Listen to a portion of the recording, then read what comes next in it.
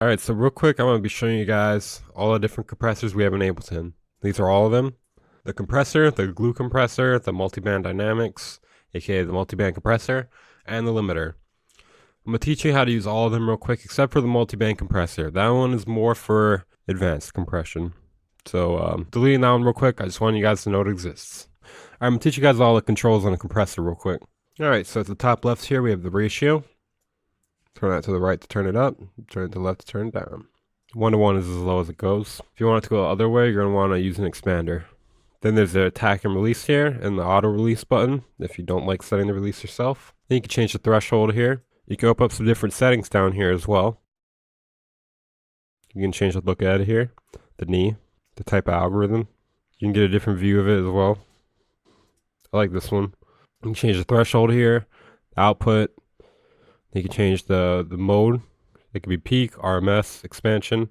You turn on and off the makeup gain here at the top right. Then you can change the dry wet signal at the bottom right here. And don't forget you can enable it at the top here. Or hide and show the sidechain.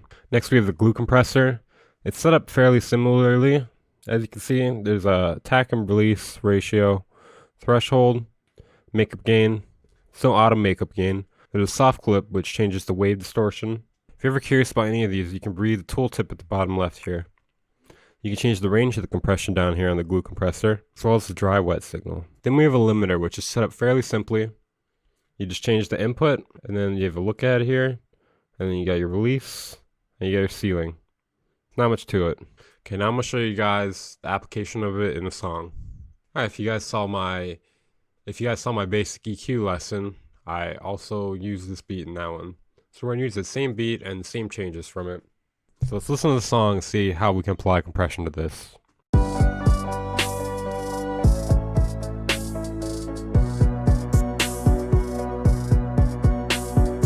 I think I might be able to shape the kick a little bit with some compression. So I'm going to put a compressor on the kick. Then I am going to bring down the threshold. Let's leave on the makeup gain.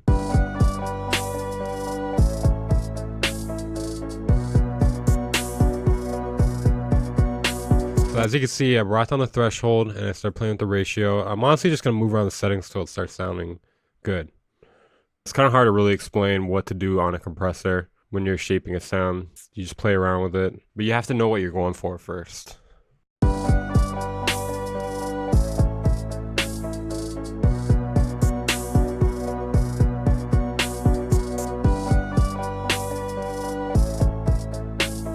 So now that I got it sounding pretty cool, I'm going to play with the dry wet knob so it sounds even better than that.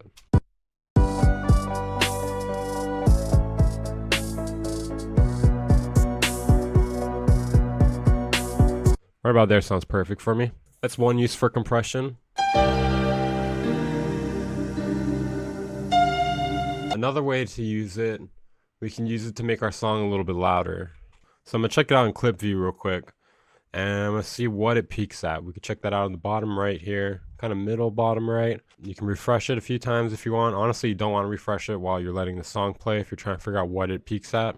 So I'm going to do that. Then put on a compressor, and I'm going to prove to you guys that it's going to be a little bit lower, therefore allowing us to make it louder.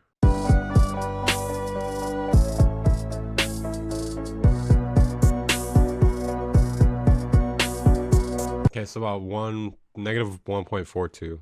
So I'm going to put a compressor on it. I think I'm just going to use the GlueCompressor. GlueCompressor is kind of simple. It's more made for a master bus. It's a good time to use it right now. So I'm going to put it on there.